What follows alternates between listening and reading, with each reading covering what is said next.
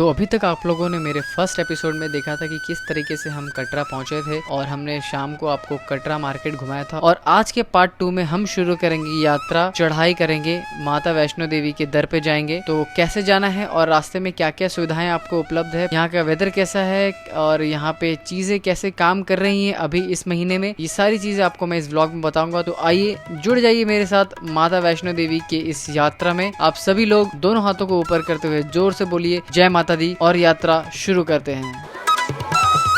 जय माता दी। होटल से बाहर निकल गए हम 9:27 पे और अभी यहाँ से जाएंगे, ब्रेकफास्ट करेंगे और उसके बाद सीधा चढ़ाई करने के लिए ऊपर बढ़ेंगे।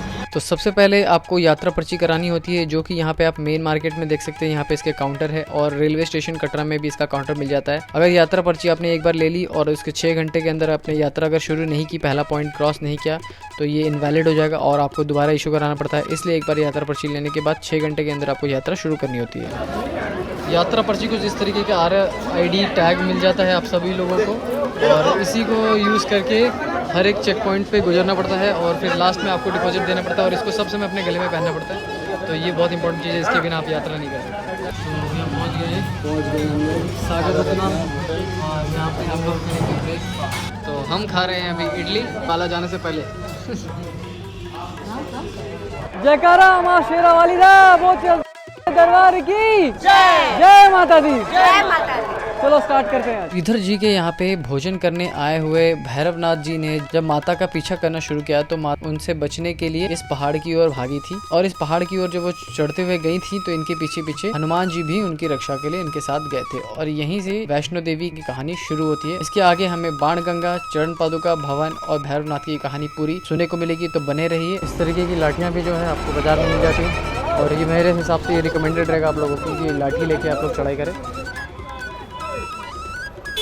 मेन मार्केट से जो बाणगंगा की डिस्टेंस है वो करीबन 1 किलोमीटर का डिस्टेंस है और इस 1 किलोमीटर के डिस्टेंस को आप चाहे तो ऑटो से तय कर सकते हैं, जो कि मिनिमम आपको 100 रुपये चार्ज ले ही लेगा, या तो आप पैदल चल सकते हैं जैसे हम चल रहे हैं। तो ये आपके ऊपर है टोटल कि आपको कैसे चलना है।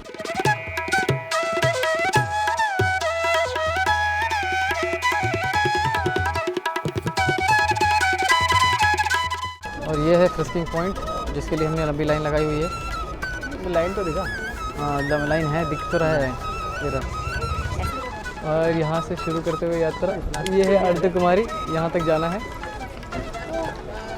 और यात्रा हमारी शुरू। आपने बच्चे ले जाने हैं वो वहाँ पे इस तरीके का स्ट्रोलर भी मिलता है। 400 रुपये आने जाने की, 400 रुपये गाड़ी खली। और फिलहाल हमारा सफ़र जो है वो शुरू हो गया है बाणगंगा से। अभी बज रहे हैं घड़ी में कितने, 11:25 और यहाँ से बाणगंगा से हम अपना सफ़र शुरू कर रहे हैं। देखते हैं कितने देर में पहले अर्धकुमारी पहुँचते हैं।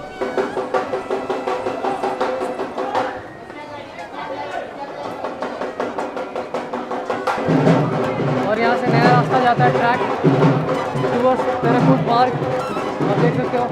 और यहाँ से बाणगंगा शुरू होती है, हाँ पता है। यात्रा शुरू करने के यहाँ पे कई तरीके हैं। सबसे पहले आप चाहे तो पैदल यात्रा कंप्लीट कर सकते हैं, दूसरी यहाँ पे हवाई यात्रा यानी कि हेलीकॉप्टर की सर्विसेज भी उपलब्ध है, तीसरी यहाँ पे गाड़ी से यात्रा संभव है और चौथी यहाँ पे आपको पिट्ठू की सर्विसेज भी मिल जाएंगी और पांचवी जो है आपको यहाँ पे बग्गी। तो इन सभी चीज़ों में से जिस किसी से भी आप संभव हो यात्रा शुरू कर सकते हैं। और हेलीकॉप्टर एंड गाड़ी की जो सर्विसेज है आपको 2-3 मंथ पहले ही श्राइन बोर्ड की जो वेबसाइट है वहाँ से बुक कर लेनी होती है, क्योंकि ये बहुत ही जल्दी लिमिटेड सीट्स है वो फुल हो जाती है और यहाँ पे आके वो आप बुक नहीं कर सकते। और यहाँ पे आके आप बग्गी और पिट्ठू की सर्विसेज ले सकते हैं, जिनका रेट चार्ट यहाँ पे जगह जगह पे लगा मिलेगा आपको और आप उन्हीं रेट चार्ट के अकॉर्डिंग ही पे कर सकते हैं। इसके अलावा आपको अलग से एक्स्ट्रा देने की जरूरत नहीं है, ठगी का शिकार ना हो। क्विक अगर वेदर अपडेट आपको दे दूँ इस अप्रैल और मई जून के महीने का, तो आपको बता दूं कि यहाँ पे काफ़ी चिलचिलाती सी गर्मी है। दिन में भी सुबह 11 साढ़े 11 के आसपास हो रहा है और धूप काफ़ी तेज़ है। तो फिलहाल तो धूप तेज़ है तो आप लोगों को यहाँ पे ठंड के कपड़ों की ज़रूरत नहीं पड़ेगी, गर्म कपड़ों की। लेकिन उसके बाद थोड़ा टाइम के बाद जैसे शाम ढलते जाता है तो आप लोगों को थोड़ा जो है गर्म कपड़ों की ज़रूरत पड़ेगी, क्योंकि यहाँ पे वेदर जो है कभी भी फ्रीक्वेंटली ऐसे चेंज हो जाता है, आपको पता भी नहीं चलेगा कब वेदर चेंज हो गया। जैसे सुबह हम उठे थे तो बहुत ज़्यादा क्लाउड था, पर अभी जैसे देखें बहुत चिलचिलाती सी धूप है और गर्मी है, तो ठंड का मौसम जैसा फीलिंग नहीं है फिलहाल।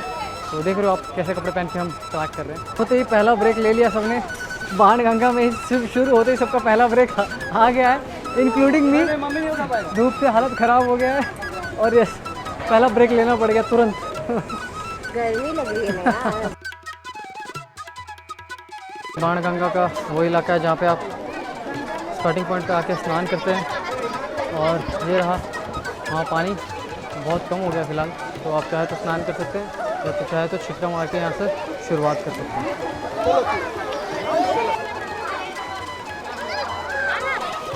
ओह वाह वाह। बाणगंगा की कहानी अगर आप लोगों को बता दूं तो यहाँ पे जब माता वैष्णो देवी यहाँ से जब हनुमान जी उनके साथ जब थे और वो उनकी रक्षा कर रहे थे, तो उन्होंने कहा था हनुमान जी ने कि मुझे माँ यहाँ पे मैं रुकूंगा तो मुझे प्यास लगेगी तो मैं कहाँ से पानी पीऊँगा। तो माँ ने अपने तीर से एक तीर चला के यहाँ पे गंगा प्रकट कर दी थी, इसीलिए इसका नाम बाणगंगा भी है और इसे बाल गंगा भी कहा जाता है। और यहाँ पे माता ने अपने बाल धोए थे इस गंगा में, तो इसलिए इसे बाल गंगा भी कहा जाता है। तो नेक्स्ट पॉइंट आएगा चरण पादुका, वहाँ पे चलते हैं, धीरे धीरे बढ़ते हैं आगे। और यहाँ पे रास्ते में आपको डिफरेंट टाइप्स की जो दुकानें हैं वो सारी कुछ मिल जाएंगी, इस तरीके की चुनरी की और ये खाने पीने की दुकानें। एंड साथ में अगर आपको फ़ोटो खिंचवाना है तो फ़ोटो खिंचवाने की जो वैष्णो माता का जो मूर्ति वगैरह है वहाँ पर रखा रहता है, उसमें अगर फ़ोटो खिंचवाना है तो वो भी खिंचवा के आप जा सकते हैं। तो जो लोग नीचे नहीं जा सकते उनके लिए हमने पानी में प्लास्टिक में पानी का प्रबंध किया है और वो छिड़क लेंगे यहाँ पे।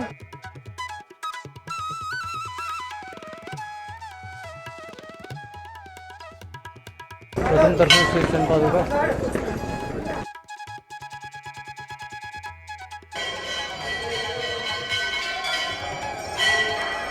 और जो प्रथम दर्शन जो हुए हमें माता श्री चरण पादुका के, तो इसकी कहानी ये है कि जब भैरवनाथ जी माता के पीछा कर रहे थे तो माता जी यहाँ पे रुकी थी कुछ देर और उन्होंने यहाँ से पीछे मुड़ के देखा था, तो उनके पैरों की जो चरण पादुका है वो यहीं पे है इस मंदिर में। तो वही कहानी है यहाँ चरण पादुका की।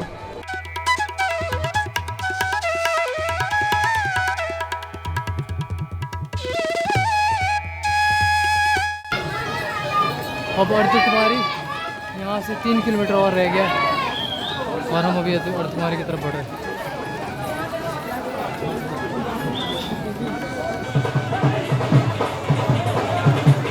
मिल गया फ़ोन मिल गया। फ़ोन गुम करने वाले ये लोग हर ट्रिप में जाते हैं और फ़ोन गुम करते हैं और फिर हर ट्रिप में फ़ोन मिल भी जाता है, फिर हर ट्रिप में मिल जाता है। कुमारी के जस्ट पहले ये रहा अर्धकुमारी,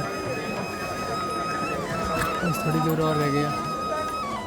फाइनली अर्धकुमारी के पहले हमारा एक और जो ग्रुप मिस हो गया था वो भी मिल गया है ना। अभी पूरा ग्रुप जैसे हम लोग निकले थे वो पूरा ग्रुप कंप्लीट हो गया। स्ट्रॉलर लेके जाने वाला और सब धीरे धीरे हमारा पूरा ग्रुप देखो कैसे चल के आ रहा है। और पीछे का व्यू दिखाता हूँ मैं आप लोगों को, ये पीछे का व्यू। बस अर्धकुमारी के पास लगभग पहुँच गए हैं। जो गुफा है, गुफा के दर्शन तो नहीं हो सकते क्योंकि बहुत लंबी लाइन लगती है, पहले उसका टोकन कटता है, तो टोकन कटाएंगे अभी। और सुबह जब हम उतर रहे होंगे वापस तो उसका नंबर जब तक आएगा वो ग्रुप वाइज टोकन कटता है, तो जब हमारा नंबर आएगा उस समय फिर हम गुफा में जाएंगे और दर्शन करेंगे। अब हम पुलिस चेक पोस्ट पहुँच गए हैं, यहाँ पे वापस से बैग स्कैन होगा और वापस से सब कुछ डालना होगा। उसके बाद अंदर जाएंगे और घुस जाएंगे कुमारी के सेक्शन के अंदर।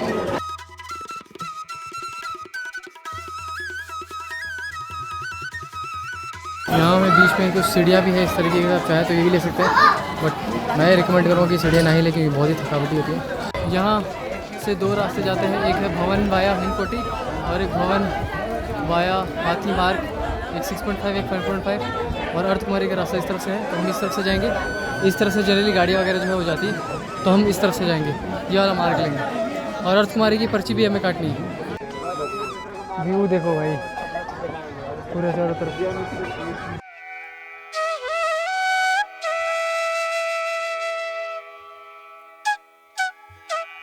देख सकते हैं यहाँ पे आइस गिरा हुआ है, बर्फ़ गिरी हुई है, बर्फ़ पड़ रही है यहाँ पे, पूरा स्नोफॉल हुआ है। हालांकि ये मजाकिया बर्फ़ है लेकिन व्यू देखो कितना सुंदर व्यू है। वाह, यहाँ से तो और अच्छा आ रहा है, वो वाला और अच्छा लग रहा है। यहाँ से बहुत सुंदर लग रहा है। अर्धकुमारी से ऐसा लग रहा है तो ऊपर भवन से कितना सुंदर लगेगा। तो बस अब हम अर्धकुमारी के पास पहुँच चुके हैं और ये आप देखिए यहाँ पे सब खाने पीने की सारी व्यवस्था यहाँ पे आपको मिल जाएंगी। इधर यहाँ पे जो है वो अप डाउन चल रहा है, कभी एकदम छटाक से एकदम चटक लगने वाली जो धूप आ जाती है और कभी अच्छा वाला सुहावना वाला मौसम आ जाता है, एकदम ठंडा वेदर वाला। तो आप देख सकते हैं वेदर भी फिलहाल यहाँ पे बहुत अच्छा वेदर लग रहा है। सारे पतियों को देखो अपना अपना फर्ज निभा रहे हैं, अपनी अपनी बीवियों का फोटो ले रहे हैं। इधर भी है और यहाँ पे आप देख सकते हैं बहुत सारे भोजनालयों का व्यवस्था है पूरा, और जहाँ पे भी आप चाहें रुक के खा सकते हो। आप देख सकते हैं यहाँ पे किस तरीके से लोग अपने बारी का इंतज़ार कर रहे हैं भवन के अंदर जाने का। सारे ग्रुप में यहाँ पे जाते हैं, ग्रुप में ही टिकट कटता है। और अर्धकुमारी में आप देख सकते हैं कि यहाँ पे एक गुफा भी है, इसे हम गर्भजून भी कहते हैं। भैरवनाथ से पीछा छुड़ाने के लिए माँ यहाँ आई और यहाँ पे वो 9 महीने तक रुकी थी, और जब उन्हें पता चला कि भैरवनाथ उनका पीछा करते करते यहाँ आ रहे हैं, तो इसके पीछे से वो रास्ता बना के यहाँ से निकल गई थी। तो पर्चा हमने कटा लिया है और ये है गर्भगृह। जब हम ऊपर से आएंगे भवन से होके भैरव जी के दर्शन करके, तो उसके बाद इधर से रास्ते से आएंगे और उसके बाद जो हमें पर्चे का नंबर मिला उस हिसाब से हम उसमें जाएंगे गर्भगृह में। 194 मिला है और बोला है 2 दिन बाद आने के लिए। यहाँ का मेन्यू का ये प्राइस है, देख लो।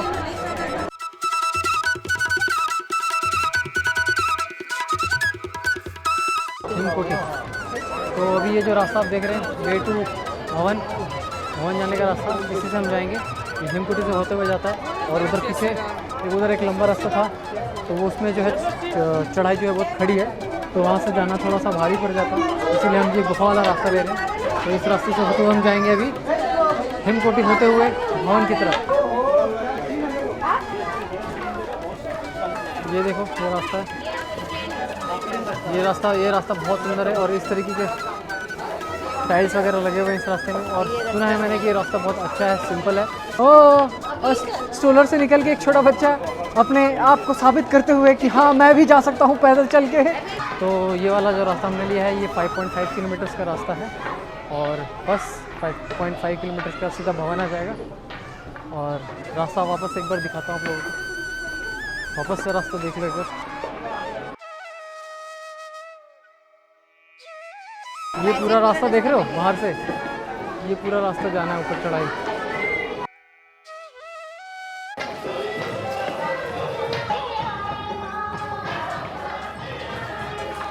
आई डोंट नो वीडियो में कैसा समझ में आ रहा है कि नहीं, बट यहाँ से देखने में पूरा ऐसा लग रहा है खाई, जो कि है भी एक्चुअली, तो बहुत देखने में बहुत ज़्यादा भयानक लग रहा है शहर। और ये पूरा रास्ता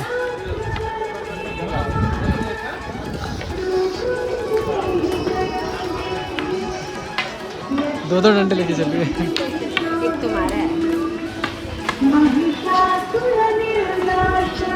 पहुंच चुके हैं हिमकोटी के चेक पॉइंट के पास, और ये हमारा एक और चेक पॉइंट आ गया है, आपको दिखाता हूँ मैं। यहाँ हिमकोटी चेक पॉइंट, यहाँ पे भी हमारी RFID स्कैन हो जाएगी और पता चल जाएगा। हिमकोटी चेक पॉइंट क्रॉस कर लिया है और यहाँ से भवन जो है 3 किलोमीटर और यहाँ से भवन है का भवन दिखने लगा। पहुँच गए बस वहाँ थोड़ा दूर और बस वहाँ, बस अब भवन 2 किलोमीटर रह गया, 2 किलोमीटर से भी कम। चलो चलो चढ़ाई करो।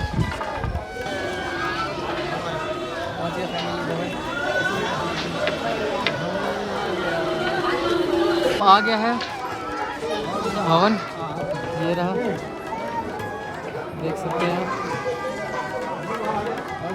फाइनली। बस इतना यहाँ तक डिस्टेंस ट्रैवल करना है हमें, और यहाँ से बस ये होते हुए बस यहाँ बस पहुँच गए। बोलो जय माता दी, जोर से बोलो, मिलके बोलो, सारे बोलो जय माता दी, से बोलो, जोर में बोलो, मिलके बोलो, जोर से बोलो, सारे बोलो, मिलके बोलो। अरे मैं नहीं सुनिया। जय माता दी, जय माता दी, प्रेम से बोलो, जय माता दी, जोर से बोलो, जय माता दी, अरे सारे बोलो, जय माता दी, अरे मैं नहीं सुनिया। जय माता दी, जय माता दी, जय माता दी, जय माता दी। जय माता दी। 750 मीटर और रह गए, बस 750 मीटर, 50 मीटर और रह गए, यस बहुत पहुँचने वाले। चेहरे पे खुशी और एक्साइटमेंट दिख रहा है। माँ वैष्णो देवी स्वयं हमें आशीर्वाद दे रही है, दिव्य प्रकाश गिर रहा है आसमान से धरती की तरफ में। वाह कितना सुंदर लग रहा है।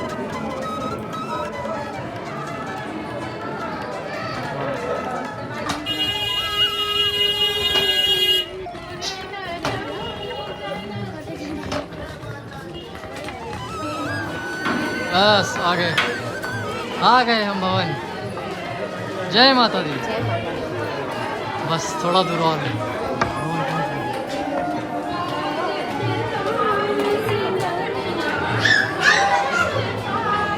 आ गए हैं एकदम फाइनल चेकपोस्ट पे, यानी कि भवन के चेकपोस्ट पे। ये आप देख सकते हैं सामने पार्वती भवन, जहाँ पे आपको सारी चीज़ें उपलब्ध हो जाती हैं। आप यहाँ पे देख सकते हैं रेट चार्ट, और अभी आप देख सकते हैं भेंट शॉप। यहाँ पे 2-3 ऐसे भेंट शॉप यहाँ पे उपलब्ध है, जहाँ से आप प्रसाद ले सकते हैं विद नारियल एंड विदाउट नारियल। दोनों के अलग अलग प्राइजेज हैं।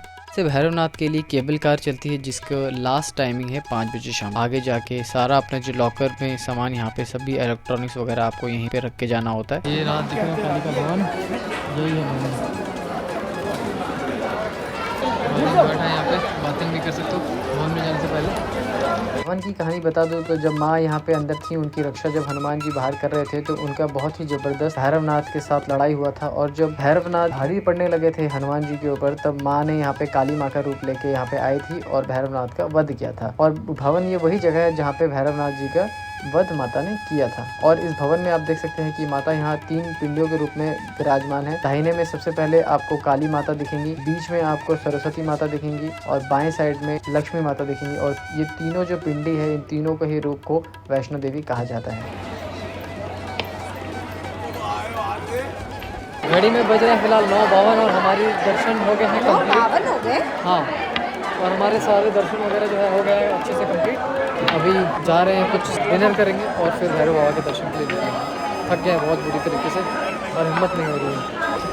ठंड का अपडेट दूं तो चेहरे से पता चल रहा होगा, कपड़ों से, कि कितनी ठंड हो गई है यहाँ पे रात को।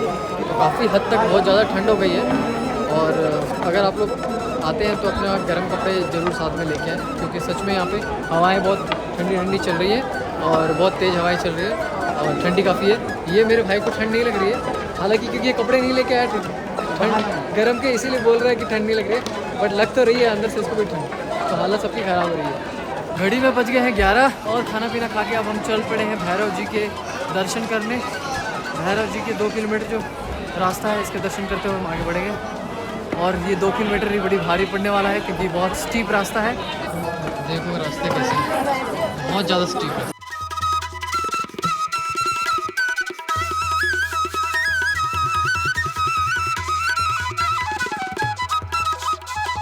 और बहुत सारे लोग यहाँ पे इस तरीके से पोनी ले लेते हैं।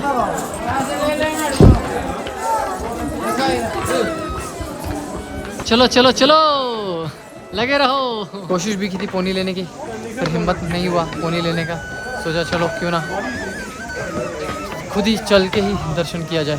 तो चले जा रहे हैं, बस चले जा रहे हैं, बस चले जा रहे हैं। और जिस स्पीड में हम चल रहे हैं, लगभग लगता है मुझे 2 किलोमीटर के लिए 2 घंटे तो लग ही जाएंगे। फिलहाल 11-15 हो गए, तो 1:15 तक हम पहुंचेंगे शायद। तो भैरवनाथ जी की कहानी कुछ ऐसी है कि जब माता ने भैरवनाथ का वध कर दिया था गला काट के अपने सुदर्शन चक्र से, तो उनका गला जो है भवन से कट के 2 किलोमीटर दूर ऊपर जाके गिरा था। और ये जहाँ उनका सर गिरा था, वही आज भैरवनाथ जी का मंदिर कहलाता है। गला कटने के बाद भैरवनाथ जी को पछतावा हुआ था, तो माँ ने उन्हें आशीर्वाद दिया था कि मेरी यात्रा तभी सफल मानी जाएगी जब उसके बाद भैरवनाथ जी के दर्शन किए जाएंगे। तो तब से लेके आज तक भैरवनाथ जी के दर्शन करना ज़रूरी है अपनी यात्रा को सफल करने के लिए।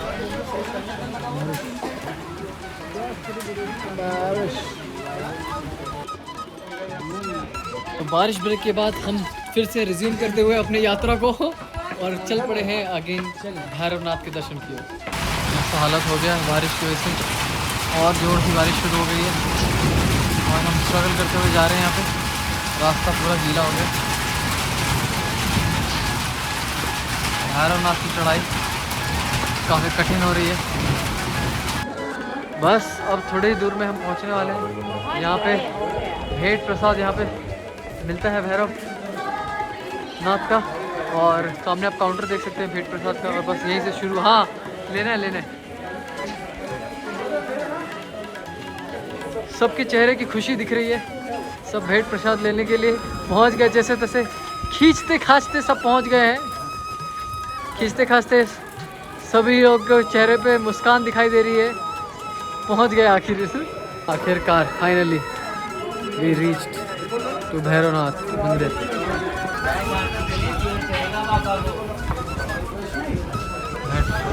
भेंट प्रसाद 50 रुपये, हैंड नीटेड ब्रेसलेट्स 20 रुपये, लड्डू वगैरह अवेलेबल नहीं है। और ये है टिकट काउंटर, यहाँ का कूपन काउंटर, यहाँ से काट के फिर यहाँ से भेंट ले लें।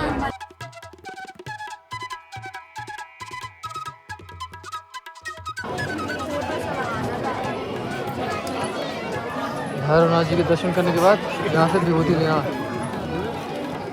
तो फाइनली दर्शन हो गए पूरे। सारे दर्शन ख़त्म करने में 1:25 हो गया है और बाहर हो रही है बारिश, इसलिए हम यहाँ पे बैठ के ठंड में बैठे हुए हैं। कब बारिश बंद और कब हम नीचे उतरना शुरू करें। बहुत ही खतरनाक उतार है, एकदम स्टीप उतार है। और बस उतरते उतरते ऐसे ही 13 किलोमीटर उतर के हमें नीचे कटरा पहुंचना है, बाणगंगा के पास। बस अब लगभग उतर ही गए हैं। ये देखो शहर कितना पास दिख रहा है। आप शहर इस रास्ते से हम उतरे हैं और देखो चेहरा पूरा एकदम ठंड के मारे हमने पूरा अपना चेहरा कैसे बना लिया है। बस ये लाठी का सहारा है, इसी सहारा, यही सहारा हमारा सब कुछ है। और इसी से हम चढ़े भी हैं और इसी के सहारे हम उतर भी रहे हैं। तो इसने हमारा बहुत साथ दिया। तो आप लोग भी आइए, तो लाठी बिल्कुल लीजिए, ज़रूर लीजिए। बहुत सारा 20 रुपये की है, अभी हम लौटा देंगे तो 10 रुपये वापस भी मिलेंगे, लेकिन कोई लौटाता है नहीं ऐसे। या तो रास्ते पे किसी को दे देता है या तो फिर कहीं रख देता है, देखेंगे। और इतने रात हो गया कि अब लग नहीं रहा है कि किसी को देने की ज़रूरत पड़ेगी, क्योंकि अब कोई चढ़ाई नहीं कर रहा है और वैसे भी हाँ। तो चलो अब नीचे उतरते हैं धीरे धीरे करके। सांझी छत 2 किलोमीटर उतरे हैं। हाँ, ये है सांझी छत। तो 3 किलोमीटर है। हाँ, बोला ना मैंने, हेलीपैड में तो देखते हैं ना। ये है हेलीपैड, उधर देख सकते हो। जो लोग हेलीकॉप्टर से आते हैं उनकी सुविधा यहाँ पे होती है। यहाँ पे देख लो, वे टू हेलीपैड लिखा हुआ है। आज तो तुम्हारी अभी 3 किलोमीटर और है। लाइट ही चली गई, बताओ। पूरे रास्ते में लाइट चली गई, पूरा अंधेरा हो गया पूरा हर जगह। यहाँ घर में रात को 5 बजे कितने बजे 5:12 पे यहाँ आए हैं। और आप देख सकते हो बारिश हो रहा है। आप लोग किस तरीके से बारिश में उतर रहे हैं। घड़ी में बज रहे हैं 5:30 और सुबह का नज़ारा देखिए आप। अर्धकुमारी से नीचे की तरफ ये शहर दिख रहा है पूरा।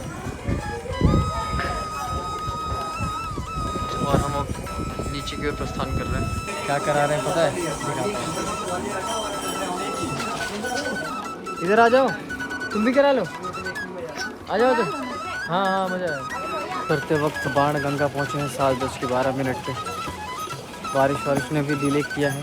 फाइनली यात्रा करने के बाद अपना RFID कार्ड यहाँ पे जमा करना है। तो इस लाइन में लग के हम अपना RFID कार्ड जमा करेंगे और अपनी यात्रा को संपूर्ण करेंगे।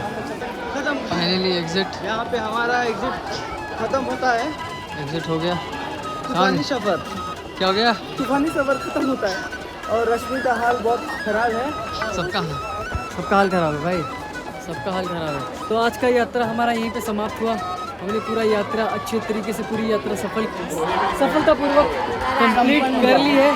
अब अपने अपने घर जाएंगे, रेस्ट करेंगे क्योंकि हालत बहुत खराब हो गई। तो मिलते हैं अगले वीडियो में, तब तक के लिए this is Roshan signing off, bye bye.